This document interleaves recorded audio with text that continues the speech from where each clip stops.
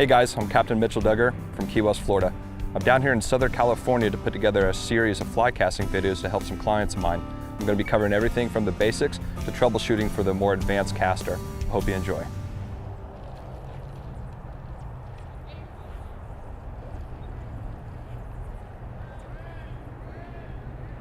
Cool.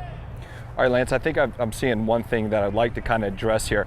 We've worked with Lance in the past about crossing his body, which is just a really common problem for a lot of people, and we've eliminated a lot of that issue. But one thing I think you might be having an issue with is when you're coming on your back cast, and we noticed he had a little short shoulder yesterday after doing a little bit of casting. If you come back on this back cast and tense this thing up way out to here, I think you're still having a tendency, there's a lot of room for that rod to travel here, even if it doesn't come all the way across your body, you know what I mean? There's still a certain level where we're to take this thing off a plane. And I'd like to try something as an experiment just for a second. Go ahead and turn your shoulder in towards the camera and adjust your feet so it's comfortable. So we're gonna be casting like this, but we're gonna be casting in this direction. And in this cast here, what I want you to do is just think about bringing this arm back, keeping this thing a little bit lower than you had been before with an extension out. When you come into here and you roll that elbow forward, you're gonna get really tight here. On this next one, what I'd like you to do is bring this thing out a little smoother and back down in here. Keeping in mind that we gotta still keep with those rod angles, okay? Remember the classic 10 and 2. So what we're trying to do is take that kind of from here in front of you and then open that up out in front of you here instead of bringing it up so high. So we're getting a little bit more of a sidearm to it, and that might open up your window a little bit because you're tight in the shoulder, I think. And go ahead and turn your shoulder back this way. I think maybe what's happening is you're coming in and you're tight to here, and even without crossing your body, you're still crossing in a little bit without coming all the way. So we've corrected a lot of that. What I'd like to try now is just frame out towards the camera there, still casting in the same direction, opening this arm out to here, and then when you come forward, this rod tips, this elbow's gonna drop in, and you're gonna come and you're gonna extend out that way like that, trying to keep that on the plane. Let's try that, just kind of squaring your shoulders to the camera a little bit.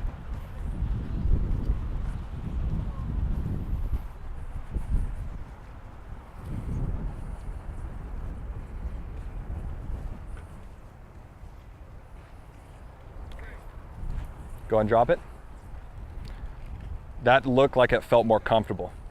That looked a lot better. Yeah. In close, up over here is where I get pinched.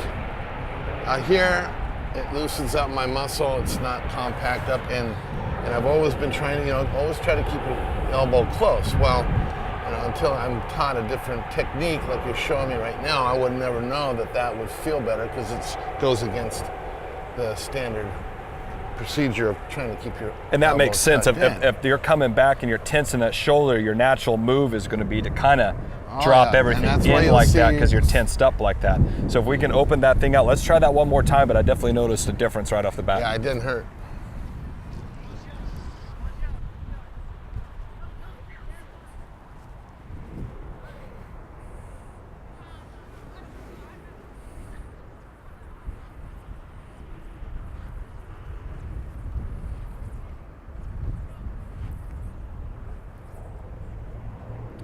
Lance, you still look, when I'm looking at it, really tight in the shoulder.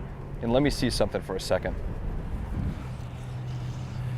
When you're casting, there still seems to be like you're doing a lot of, and I have to look at it, but a lot of your cast is pinching back with the shoulder. I think in this cast, when we look at it later, as my arm is extending back and forth, I'm not pinching anywhere in that shoulder. My arm out here is more fluid. It seems that on some of your casts, you have a tendency to come into here and punch forward. So you're bringing that shoulder back. That's causing a little bit of a rock in the rod. And we'll see later, I think that's kind of how you're casting. It'll be interesting to see how that looks on film if it's anywhere similar.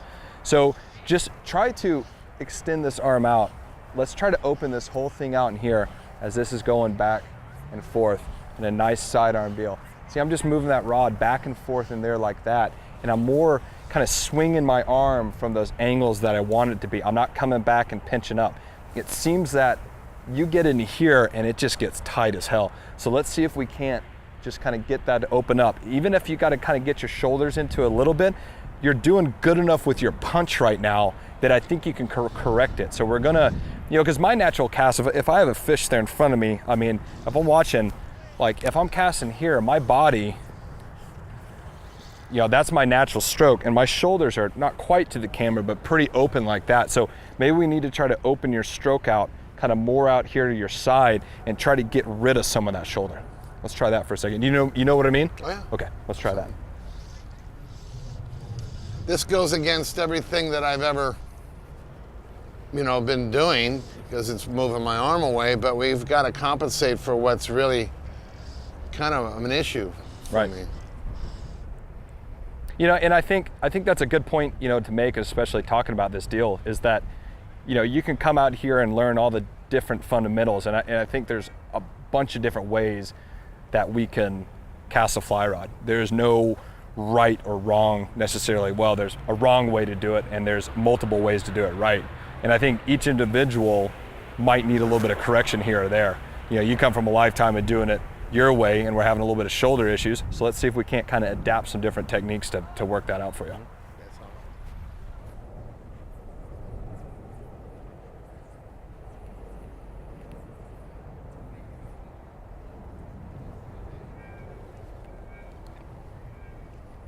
Just a low delivery on that one. Everything else looked really nice. Get that arm straight out behind you as much as you can, as much as your body allows you. Beautiful. Very nice. Set it down. Really nice, Lance. That looked much more controlled. Feels a lot better. It had a little bit of an on-hand wind. You got messed up in there in a couple little tailing loops, but you immediately seemed a little bit more comfortable with the scenario. So don't be afraid, and don't let me do anything that hurts you. Hold on to that rod. I think when we're talking about these angles, I think you can get your arm away. This is where I want you to cast here. So it's not in the shoulder. We're just talking about kind of humerus and forearm here. You can extend this thing out. And when you're first starting, like what we do with Jennifer, we want everything nice and compact, and we want to be able to replicate it every single time. When you're going from intermediate up to advanced, you watch these guys cast, and it's not like anything that you would see beginners start to do. So now we're trying to adapt and come up, with ways to solve some of your problems.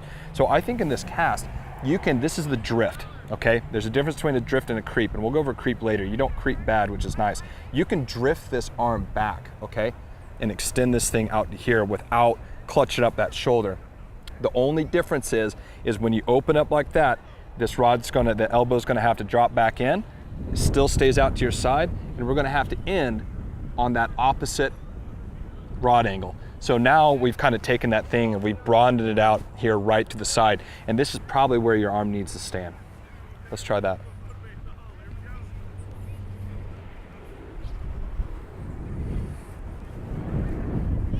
Straight arm, beautiful, Lance. All the way back, buddy. Big arm, big haul. Shoot it. Shoot it.